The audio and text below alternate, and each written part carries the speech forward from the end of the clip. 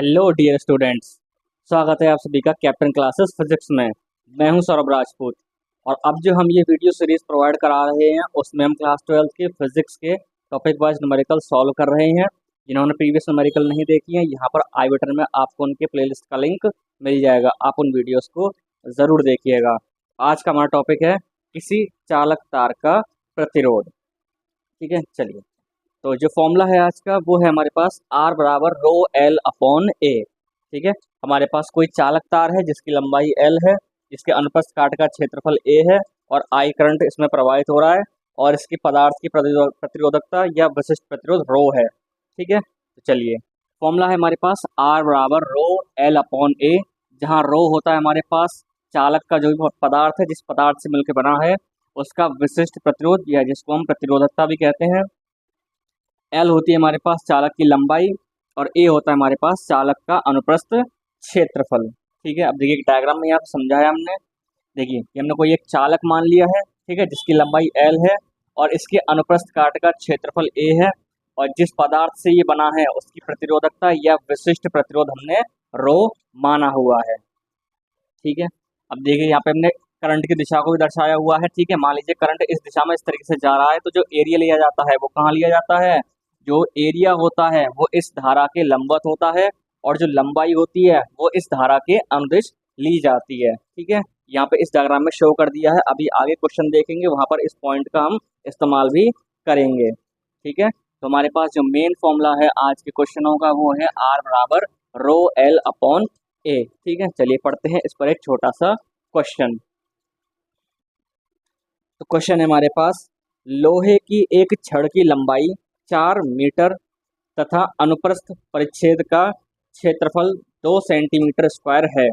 यदि लोहे का विशिष्ट प्रतिरोध 10 इंटू 10 की पावर -6 ओम सेंटीमीटर हो तो छड़ का प्रतिरोध ज्ञात कीजिए। ठीक है, तो लोहे की एक छड़ है और छड़ की लंबाई 4 मीटर दी हुई है। चलिए, तो एल का मान हमें कितना दिया हुआ है? ठीक है, क्वेश्चन फर्स्ट। हाँ जी, एल का मान हमें 4 मीटर दिया हुआ है और इसके अनुप्रस्थ परिच्छेद का जो क्षेत्रफल है वो 2 सेंटीमीटर स्क्वायर, यानी ए का मान हमें 2 सेंटीमीटर स्क्वायर क्वेश्चन में दिया है। ठीक है, और लोहे का जो विशिष्ट प्रतिरोध दिया है रो, उसका मान दिया है इन्होंने हमें 10 इंटू 10 की पावर -6 ओम सेंटीमीटर। तो हमसे पूछा है इस चालक तार का प्रतिरोध आर क्या होगा। ठीक है, चलिए, अब देखिए यहाँ पर लंबाई किस में है? मीटर में है और ये जो एरिया दिया है वो सेंटीमीटर स्क्वायर में दिया है। ठीक है, तो क्या होना चाहिए? या तो यहाँ भी मीटर है तो यहाँ भी मीटर कीजिए, यहाँ सेंटीमीटर तो यहाँ भी सेंटीमीटर कीजिए। ठीक है, तो एक काम किए लेते हैं, इसको सेंटीमीटर को मीटर में चेंज किए लेते हैं। हाँ जी, तो 1 सेंटीमीटर में क्या होता है हमारे पास? 10 की पावर -2 मीटर। ठीक है, पीछे भी समझा हमने, काफ़ी वीडियोस में समझाया आपको। क्योंकि 1 सेंटीमीटर बराबर क्या होता है आपके पास? या तो ऐसे लिख दीजिए 1/100, 1/100 मीटर लिख दीजिए, या कैसे लिख सकते हो उसको आप? 10 की पावर -2। ठीक है, अब देखिए सेंटीमीटर पे स्क्वायर है। ठीक है, तो जो संख्या इसकी जगह आएगी उसका भी क्या हो जाएगा? स्क्वायर हो जाएगा। इसको सॉल्व कर लीजिए तो कितना हो जाएगा हमारे पास? ये 2 इंटू 10 की पावर -4, देखिए ये पावर का मल्टीप्लाई हो जाएगा मीटर स्क्वायर। ये हमारे पास ए का मान आ गया। ठीक है, अब देखिए रो में भी वही दे रखा है इन्होंने, सेंटीमीटर में दे रखा है, उसको भी मीटर में चेंज कर लीजिए। हाँ जी, तो ये आगे की डिजिट तो यही रहेगी, 10 इंटू 10 की पावर -6 ओम। सेंटीमीटर की क्या लिखेंगे आप? 10 की पावर -2 मीटर, 10 की पावर -2 मीटर। ठीक है, अब देखिए कन्फ्यूज होइएगा, जहाँ जो डैश लगा होता है कभी कभी बच्चे से कन्फ्यूज हो जाते हैं कि डैश का मतलब क्या होता है। ठीक है, डैश वहाँ पे प्रयोग किया जाता है जहाँ पर भी दो राशियों का गुणनफल हो रहा होता है। ठीक है, जो मात्रक में गुणनफल हो रहा होता है। ठीक है, सो इसका मात्रक क्या है? रो बराबर ओम मीटर। ठीक है, तो और प्रतिरोध, ठीक है, ओम क्या होता है? प्रतिरोध का मात्रक होता है। ठीक है, सेंटीमीटर या मीटर लंबाई का मात्रक होता है, तो गुणा हो रही है वहाँ पे, तो इसलिए क्या कर देते हैं? डैश से शो कर देते हैं। ठीक है, तो डैश का मतलब यहाँ पे ये माइनस नहीं है। ठीक है, इसका मतलब ये होता है जो भी राशियाँ इसकी मात्रा में प्रयुक्त हुई हैं वो गुणा में रही होंगी। ठीक है, इसलिए वहाँ पर हम डैश लगा देते हैं। ठीक है, चलिए, तो यहाँ से देखिए सेट कर लीजिए पावर्स को। हाँ जी, 10 ये इसी तरीके से रहा। देखिए 10 की पावर -6 और 10 की पावर -2 कितना हो जाएगा? 10 की पावर -8 ओम मीटर। ठीक है, चलिए ये हमने इनके मात्रकों को चेंज कर लिया।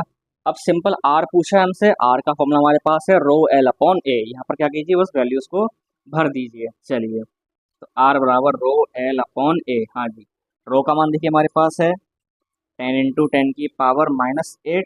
एल का मान हमारे पास दिया है इन्होंने 4 मीटर, और ए का मान हमने निकाल लिया है 2 × 10⁻⁴। देखिए 2 से कट जाएगा, ये 2 दूनी 4।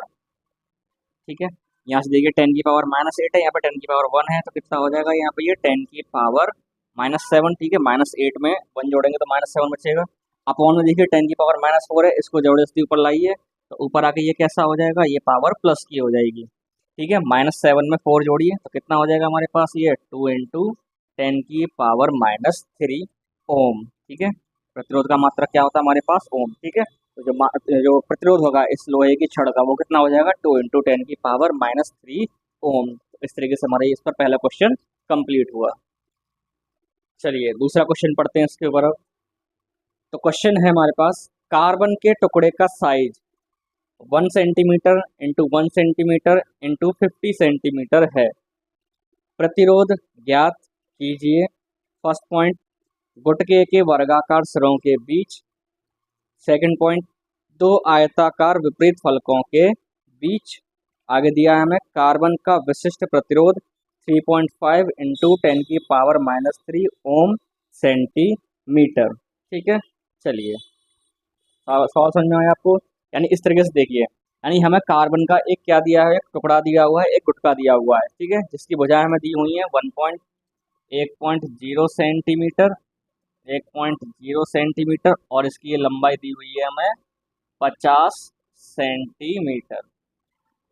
ठीक है, हमारे पास इन भुजाओं का क्या है, ये एक कार्बन का गुटका दिया है, हमसे पूछा है इस गुटके का प्रतिरोध। ठीक है, फर्स्ट पॉइंट में क्या पूछा है, गुटके के वर्गाकार सिरों के बीच।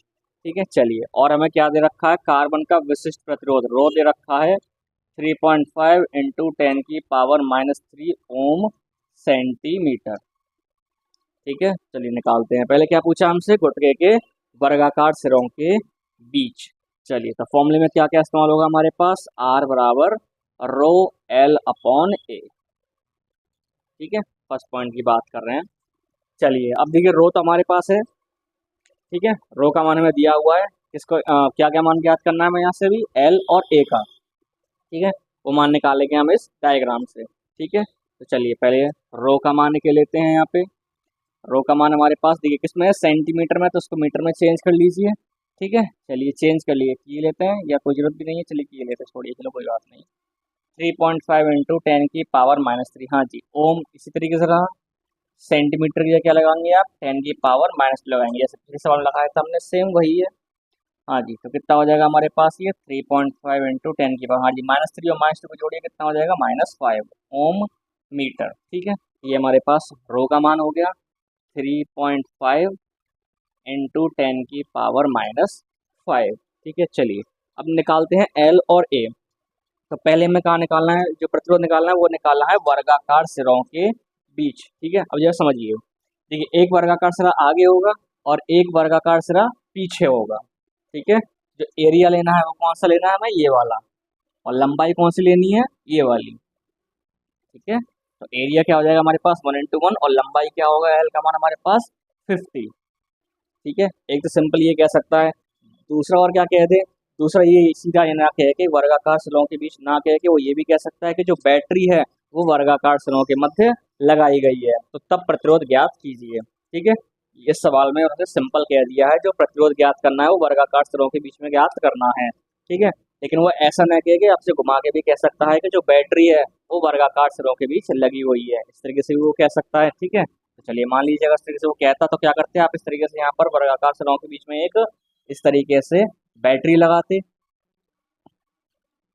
ठीक है, बैटरी लगाते, ये प्लस सिरा और ये माइनस सिरा।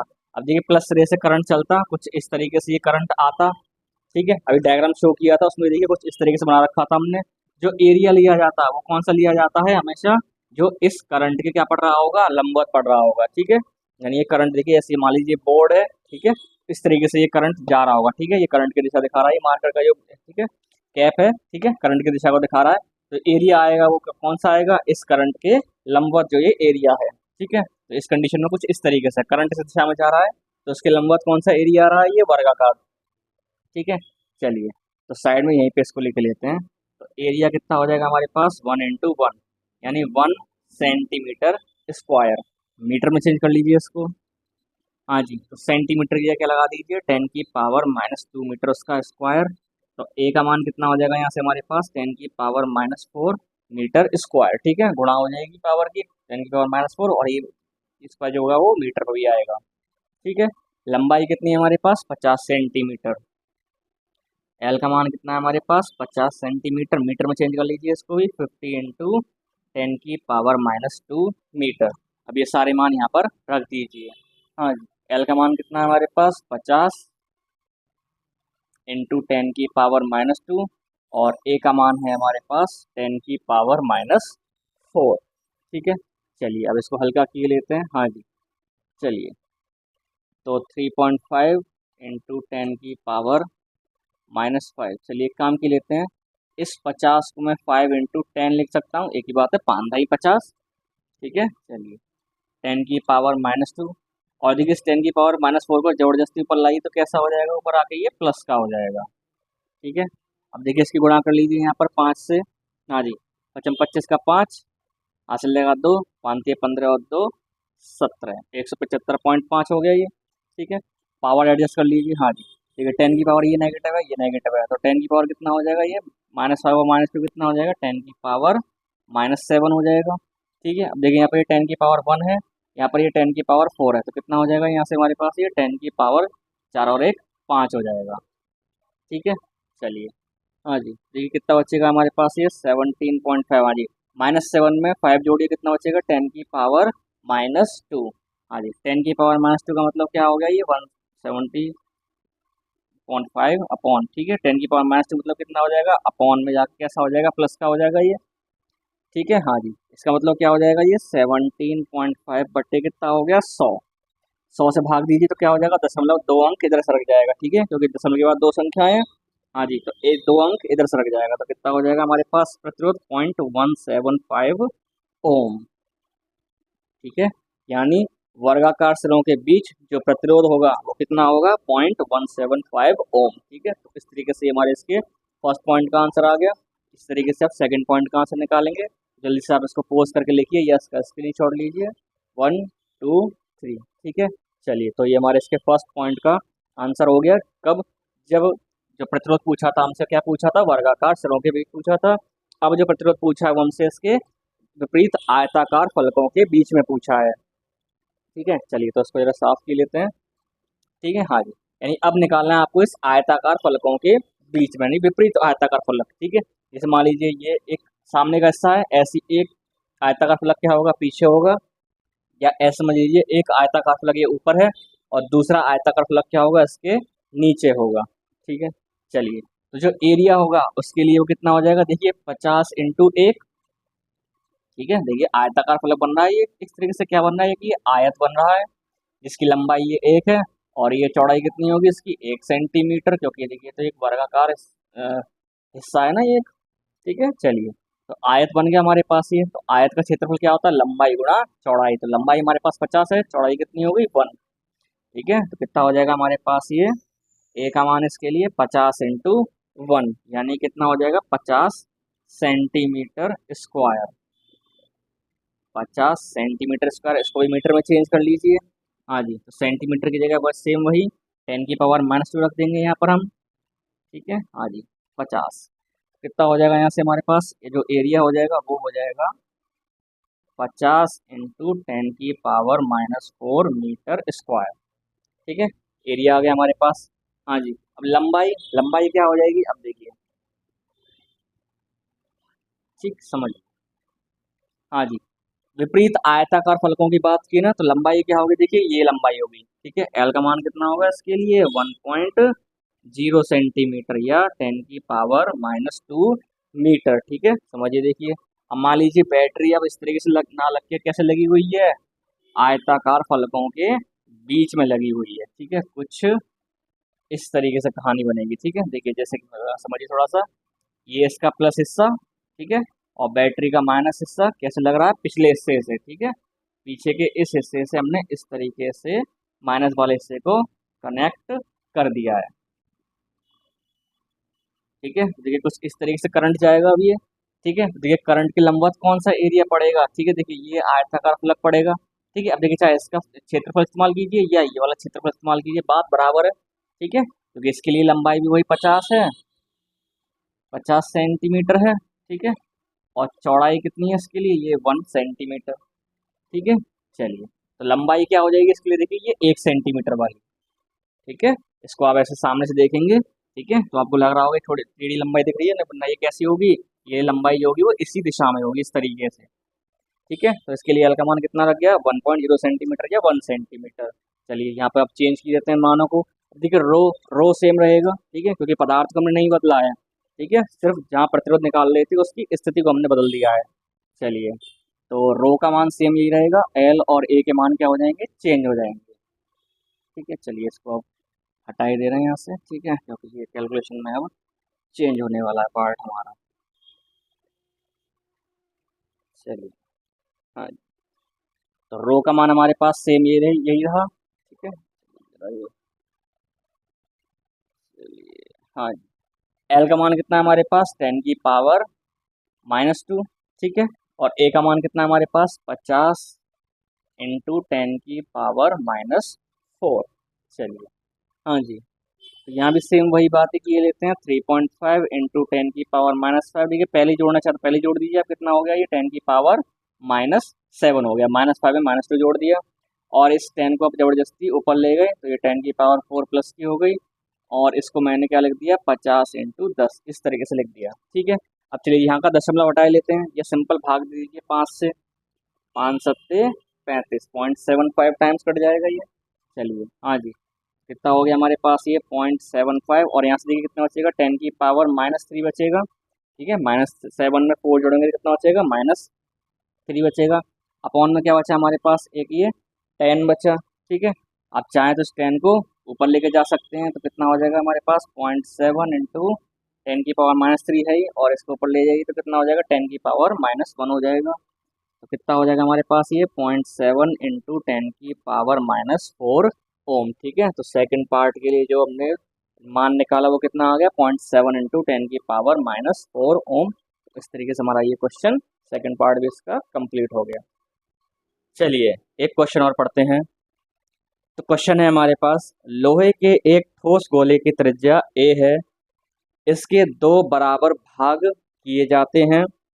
प्रथम भाग को गलाकर एक समान व्यास का L1 लंबाई का तार बनाया जाता है, दूसरे भाग को गलाकर एक समान व्यास का L2 लंबाई का तार बनाया जाता है। इन तारों के प्रतिरोधों का अनुपात उनकी लंबाइयों के पदों में ज्ञात कीजिए, ठीक है। चलिए क्वेश्चन कुछ इस तरीके से, यानी हमारे पास पहले एक गोला था जिसकी त्रिज्या a थी, ठीक है। चलिए एक हमारे पास पहले a त्रिज्या का ये गोला था, क्या किया गया है, इस गोले को 2 समान भागों में बांटा गया है, ठीक है। मान लीजिए यहाँ से इस तरीके से हमने इसको काट दिया, ठीक है। 2 बराबर भागों में हमने क्या कर दिया, इस गोले को काट दिया है, ठीक है। 2 बराबर भागों में हमने गोले को बांट दिया। उसके बाद क्या किया गया, देखिए एक हिस्सा ये बन जाएगा हमारे पास और एक हिस्सा ये बन गया हमारे पास, ठीक है। हाँ जी, इस पहले हिस्से को गलाया गया है और फिर इस दूसरे हिस्से को गलाया गया है, ठीक है। इस हिस्से को गला करके क्या किया गया है, एक तार बनाया गया है जिसका व्यास एक समान है, मतलब इसकी मोटाई प्रत्येक जगह एक समान रही है और इसकी लंबाई जो है वो L1 रही है, ठीक है। इसी तरीके से इस दूसरे हिस्से को गलाया गया है, इस दूसरे हिस्से को भी गला करके एक समान व्यास का तार बनाया गया है, ठीक है, जिसकी लंबाई L2 मानी गई है, ठीक है। यानी L1 L2 अलग अलग है, ठीक है, या तो L1 बड़ा है या L2 छोटा है, वो हम सॉल्व करेंगे तो हमने हमारे पास आ जाएगा मान, ठीक है। हाँ जी, मान लेते हैं इसका व्यास D1 था, इसका व्यास D2 था, इसका प्रतिरोध हमने R1 मान लिया, इसका प्रतिरोध हमने R2 मान लिया। तो हमसे पूछा है इन तारों के प्रतिरोध का अनुपात उनकी लंबाइयों के पदों में, ठीक है। क्वेश्चन हमारे पास ये है। चलिए तो उसी फॉर्मूले का इस्तेमाल करने वाले हैं हम यहाँ पर, R बराबर ρL/A, ठीक है। अब देखिए दोनों जो तार हैं बने तो इसी एक पदार्थ से हैं, जो गोला था, ठीक है, उस गोले से ही तो हमने इन दोनों को बनाया है, तो रो दोनों के लिए क्या रहेगा, सेम रहेगा। जो गोले का था वही इस तार का होगा, वही इस तार के लिए होगा। चलिए L1, ठीक है, इस तार की लंबाई L1 मानी है और इसका क्षेत्रफल हम A1 मान लेते हैं। ठीक है, इसका अनुप्रस्थ काट का क्षेत्रफल A1 मान लिया। चलिए यहाँ शो किए देते हैं, और इसके अनुप्रस्थ काट का क्षेत्रफल A2 मान लेते हैं। चलिए ठीक है, हाँ जी, इसी तरीके से इस तार का प्रतिरोध क्या हो जाएगा, R2। ये R1 हो गया, अब ये R2, रो L2 अपॉन A2। क्या पूछा हमसे, इन तारों के प्रतिरोधों का अनुपात, तो क्या कर दीजिए, भाग कर दीजिए। चलिए इसको समीकरण 1 मान लेते हैं, इसको समीकरण 2 मान लेते हैं। तो समीकरण 1 बट्टे समीकरण 2, यानी समीकरण 1 में क्या कर दिया हमने, समीकरण 2 से भाग कर दिया। हाँ जी, तो यहाँ से कितना आ जाएगा हमारे पास R1, और यहाँ अपॉन में क्या हो जाएगा R2। चलिए हाँ जी, यहाँ पे मान लगा दीजिए, रो L1 बट्टे A1 और यहाँ पे रो L2 बट्टे A2। ठीक है, रो से रो कैंसिल हो गया, ठीक है, क्योंकि पदार्थ नहीं बदला है हमने। चलिए इसकी गुणा नीचे हो जाएगी और इसकी गुणा ऊपर हो जाएगी, तो क्या हो जाएगा हमारे पास, ये ऊपर A2L1 और अपॉन में क्या हो जाएगा A1L2। ठीक है, ये आ गया हमारे पास R1 अपॉन R2 का मान। अब देखिए यहाँ पर समझिए, अब हमारे पास L1 और L2 के पदों में तो आंसर हमसे पूछा है, ठीक है, लंबाइयों के पदों में, लेकिन हमारे पास संबंध नहीं है इनके क्षेत्रफलों में, प्रस्थ यानी इनके अनुप्रस्थ काट के जो क्षेत्रफल है उनमें क्या संबंध होगा। ठीक है, लेकिन अब आप समझिए सवाल में क्या कहा था, सवाल में ये कहा गया है कि जो दोनों तार हैं वो इस गोले के दोनों समान भागों, इस गोले को दो समान भागों में काट कर बनाया गया है। ठीक है, यानी हमारे पास पहले एक ए गोले का त्रिज्या था, सॉरी ए त्रिज्या का एक गोला था। ठीक है, उस गोले को दो बराबर भागों में काटा गया है, उनसे इन तारों को बनाया गया है। ठीक है, यानी जाहिर सी बात है, यानी इन दोनों तारों का जो आयतन होगा वो बराबर रहेगा। ठीक है, यानी पहले सिंपल हमारे पास ये ए त्रिज्या का एक गोला था जिसको हमने दो बराबर भागों में बांटा है। ठीक है, यानी जितना आयतन इस हिस्से का होगा उतना ही आयतन इस हिस्से का होगा, और ये जो तार हैं बने तो इन्हीं हिस्सों से हैं। जब इन हिस्सों का आयतन बराबर है तो इन तारों का आयतन भी कैसा होगा, आपस में बराबर होगा। ठीक है, चलिए तो यहाँ पे लिख लेते हैं हम, प्रथम तार का आयतन, प्रथम तार का आयतन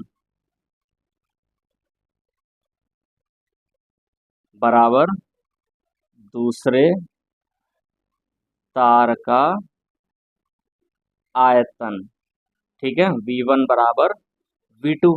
अब V1 V2 किस में तोड़ सकते हैं आप, A1 L1 में, और इसको आप तोड़ सकते हैं A2 L2 में। ठीक है, आयतन क्या होता है, क्षेत्रफल इंटू लंबाई। ठीक है, जैसे बेलन का आयतन निकालते हैं तो क्या करते हैं उसमें, इस तरीके से क्या होता है, बेलन का आयतन 2πRh।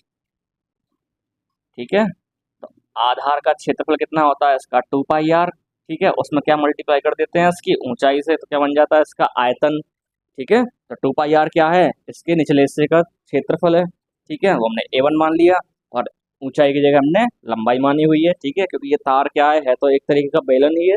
ठीक है, चलिए यहाँ से अब अनुपात निकाल लिए, A2 बट्टे A1 का मान निकाल लीजिए। ठीक है, क्योंकि सवाल का आंसर में L1 L2 का टर्म में देना ही है, किसका मान निकाल लीजिए, A2 बट्टे A1 का मान यहाँ से निकाल लीजिए। हाँ जी, तो A1 को इसके नीचे भेज दीजिए, तो यहाँ से A2 बट्टे A1 हो गया, L2 को इसके नीचे भेज दीजिए, तो L1 बट्टे L2 हो गया। तो देखिए A2 बट्टे A1 का मान क्या आ गया हमारे पास, L1 बट्टे L2, ये मान यहाँ रख दीजिए।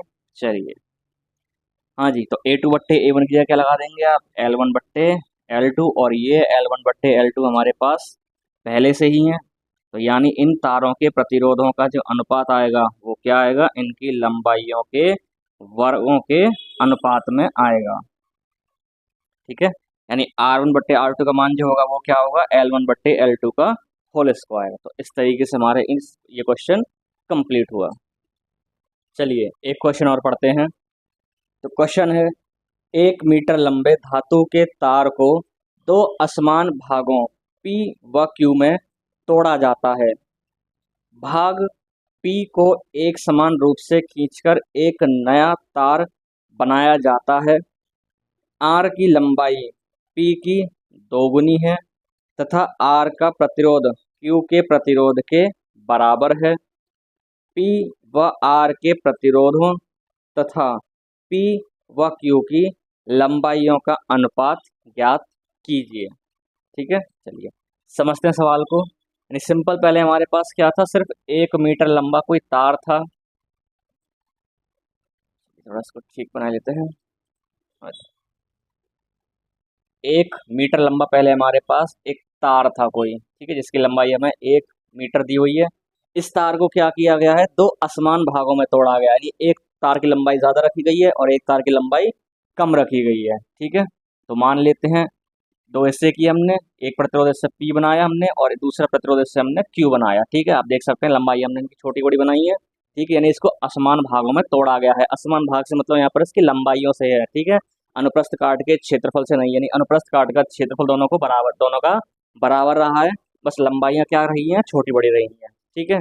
चलिए अब क्या किया गया है, अब इस P से, इस तार P से एक नया तार बनाया गया है, ठीक है, एक नया तार बनाया गया है R, जिसकी लंबाई क्या है, P की लंबाई की दुगनी है, ठीक है। सवाल में ये क्या कहा है कि तार P से एक नया तार बनाया गया है R, जिसकी लंबाई क्या है, P की दोगुनी है, और इस तार का जो प्रतिरोध है, ठीक है, इस R तार का जो प्रतिरोध है वो इस Q के प्रतिरोध के बराबर है, ठीक है। तो हमसे पूछा है इस P और R के प्रतिरोधों का अनुपात, ठीक है, और क्या था दूसरा है P और Q की लंबाइयों का अनुपात, ठीक है।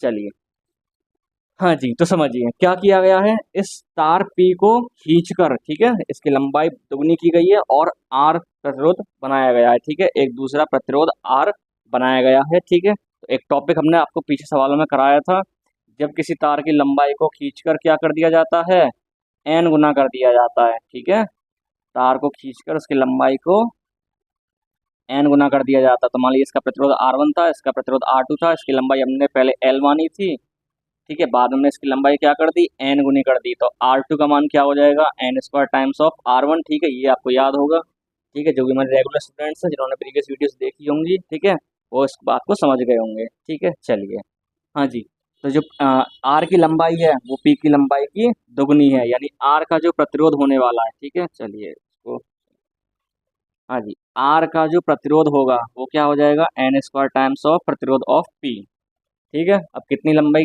कितनी गुने से खींचा गया है इसको, 2 गुने से, ठीक है, R की जो लंबाई वो P की दोगुनी है, ठीक है, तो यहाँ 2 लगा दीजिए, तो R बराबर कितना हो जाएगा, 2 का स्क्वायर इंटू RP, कितना हो जाएगा यहाँ से, R का जो प्रतिरोध है वो P के प्रतिरोध का कितना हो जाएगा, 4 गुना, ठीक है। हमसे अनुपात पूछा था, ठीक है, किस किस का अनुपात पूछा हमसे, P और R के प्रतिरोधों का अनुपात, ठीक है, यानी RP और RR का मान पूछा है, ठीक है। तो RR को अपॉन में भेज दीजिए, तो RP अपॉन RR, ये कहाँ जाएगा, इधर 1 मान लीजिए इसके साथ, तो ये अपॉन में इधर आ जाएगा, ठीक है। तो RP और RR यानी P और R के प्रतिरोधों का अनुपात कितना आ जाएगा, 1/4, ठीक है। तो ये इसके फर्स्ट पॉइंट का आंसर हो गया, ठीक है।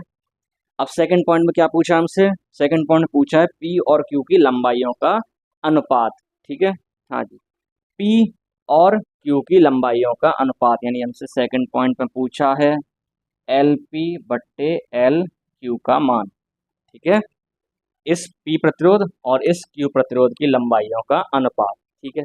चलिए अब देखिए सवाल में एक चीज दी थी कि जो प्रतिरोध R का है, ठीक है, R का जो प्रतिरोध है वो Q के प्रतिरोध के बराबर है, ठीक है, यानी रेजिस्टेंस ऑफ R, ठीक है, इस तार R का जो प्रतिरोध है वो तार Q के प्रतिरोध के बराबर है, ठीक है। चलिए तो R ऐसे रहने देते हैं इसको, ठीक है, चलिए नहीं RQ को ऐसे रहने देते हैं। अब जरा R की बात करते हैं, ठीक है, क्योंकि हमसे अनुपात किसमें पूछा है, तार P और Q की लंबाई का अनुपात पूछा है, ना कि R और Q की लंबाई का अनुपात। अब देखिए ध्यान समझिए, अब ये जो तार R था वो किससे बना था, तार P से, ठीक है, तो R का मान यहाँ से रख दीजिए, ठीक है, R का मान कितना आया था, 4 टाइम्स ऑफ RP, हाँ जी, तो R की जगह क्या लगा दिया हमने, 4 टाइम्स ऑफ RP, हाँ जी। हमें क्या चाहिए, LP/LQ, तो यहाँ से RP/RQ का मान निकाल लीजिए, हाँ जी, तो यहाँ से RP/RQ का मान कितना हो जाएगा, 1/4, ये इसके नीचे और ये इसके नीचे, ठीक है। अब देखिए ये जो तार P और Q थे बने तो इसी तार से थे, ठीक है, असमान भागों में तोड़ के, यानी इन दोनों के अनुप्रस्थ क्षेत्रफल तो बराबर रहे हैं लेकिन लंबाइयाँ इनकी अलग अलग रही हैं, ठीक है। तोड़ दीजिए इस R को, रो एल बट्टे रो LP/A, ठीक है, वही सिंपल यूज किया हमने, R बराबर रो एल अपॉन ए, चलिए यहाँ लिख देते हैं R बराबर रो L/A, ठीक है। लंबाई इस तार की हमने LP मानी है, क्षेत्रफल हमने अनुप्रस्थ काट का A माना है। ठीक है, इसी तरीके से Q की बात करें तो इसके लिए क्या हो जाएगा, रो LQ बट्टे A। ठीक है, देखिए रो से रो कैंसिल हो जाएगा, A से A कैंसिल हो जाएगा, ये अपॉन में जाएगी संख्या और ये संख्या ऊपर आएगी, यानी यहाँ से हमारे पास क्या आ जाएगा, LP बट्टे LQ। ठीक है, यहाँ से LP बचेगा, यहाँ से LQ बचेगा, और बराबर में कितना चल रहा है यहाँ से हमारे पास 1/4। ठीक है, यानी तार P और तार Q की लंबाइयों का जो अनुपात है वो कितना है, 1/4। ठीक है, तो यहाँ से ये इसका सेकंड पार्ट का आंसर भी कंप्लीट हुआ। तो इस तरीके से हमारा ये क्वेश्चन पूरा हुआ। चलिए एक क्वेश्चन और देखते हैं। तो क्वेश्चन है, एक ही धातु के 3 तारों की लंबाइयों का अनुपात 3:2:1 तथा द्रव्यमानों का अनुपात 1:2:3 है। उन तारों के प्रतिरोधों का अनुपात ज्ञात कीजिए। ठीक है, यानी हमारे पास एक ही पदार्थ के 3 तार हैं। ठीक है, इस तरीके से मान लेते हैं, 3 तार बना देते हैं, 1 2 3। ठीक है, इनकी लंबाइयों का अनुपात हमें दे रखा है L1 L2 L3। ठीक है, L1 ratio L2 ratio L3 ये दिया हुआ है हमें 3:2:1, 3:2:1, और इनके द्रव्यमानों का अनुपात M1:M2:M3 दे रखा है 1:2:3। ठीक है, तो हमसे पूछा है इन प्रतिरोधों के, ठीक है, इन तारों के प्रतिरोधों का अनुपात क्या होगा। ठीक है, चलिए तो इसका प्रतिरोध हमने R1 मान लिया, इसका प्रतिरोध R2 मान लिया, इसका प्रतिरोध R3 मान लिया। चलिए तो R बराबर क्या होता है हमारे पास, रो L बट्टे A। ठीक है, सवाल ने कहा है कि तीनों तार जो है वो एक ही पदार्थ के बने हुए हैं, तो रो तीनों के लिए क्या हो गया, सेम हो गया। देखिए लंबाइयों का अनुपात इन्होंने हमें दिया ही है इसके लिए। अब हमारे पास इनके क्षेत्रफलों का अनुपात इन्होंने नहीं दिया। ठीक है, इनके अनुप्रस्थ काट के क्षेत्रफलों का अनुपात इन्होंने हमें नहीं दिया। ठीक है, इसकी जगह में क्या दिया है, इनके द्रव्यमानों का अनुपात इन्होंने हमें दिया है। ठीक है, चलिए तो आपने पढ़ा होगा 11th में द्रव्यमान बराबर क्या होता है हमारे पास, घनत्व इंटू आयतन। ये शायद आपने पढ़ा होगा 11वीं ठीक से की हो तो। ठीक है, आपने ये फॉर्मूला कहीं ना कहीं देखा होगा, द्रव्यमान बराबर घनत्व इंटू आयतन। ठीक है, घनत्व को कैसे दिखा देते हैं हम, घनत्व को हम D से शो किए देते हैं, और आयतन हमारे पास क्या है, V वॉल्यूम। ठीक है, अब यहाँ वॉल्यूम को ब्रेक कर दीजिए आप किसमें, सेम वही क्षेत्रफल इंटू लंबाई में। ठीक है, क्षेत्रफल इंटू लंबाई में ब्रेक कर दीजिए।